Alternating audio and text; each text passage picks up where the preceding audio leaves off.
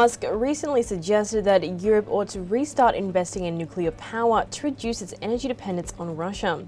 His statement that radiation risks are exaggerated suggests that these risks are much lower than most people believe.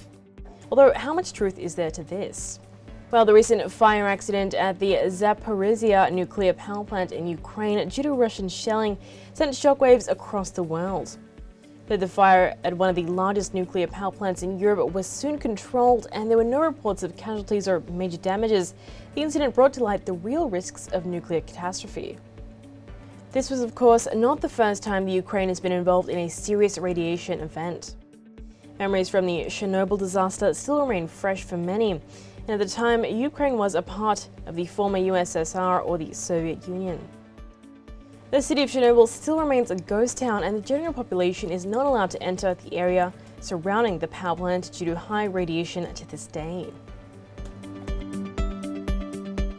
Well, the fire accident at the Zaporizhia nuclear power plant initiated a decade-old debate on how safe exactly nuclear energy is.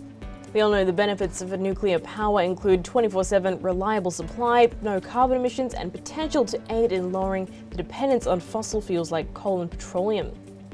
However, aftermaths of the Chernobyl and Fukushima nuclear disasters make us think about whether the risk is worth taking. Nuclear power plants, which came into existence in the 1950s, account for approximately 10% of the global electricity supply from about 440 reactors. Only 32 countries operate nuclear power plants, and more than 50 countries are benefited from the grid supply system. So we come to our original question, which is how safe are these nuclear power plants? Well, the answer is not an easy one, as it involves a lot of technical analysis regarding the entire process of power generation, starting from uranium enrichment to the safe disposal of nuclear waste. Natural uranium is not radioactive and cannot be used as fuel. It needs enrichment and processing to make the fissile material to be used in reactors.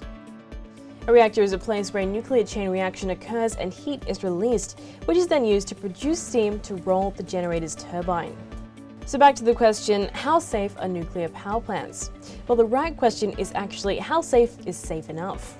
Like any high-end technology which possesses the potential for mass destruction, it comes with numerous fail-safe systems. The companies involved in the construction and operation of nuclear power plants run several tests based on different scenarios that could lead to a potential failure. Events like earthquakes of high magnitude, cyclones, floods, fires, and failure of containment or the cooling system or backup supports are all accounted for in the designing and planning phase. Mock drills are run before the plants become operational.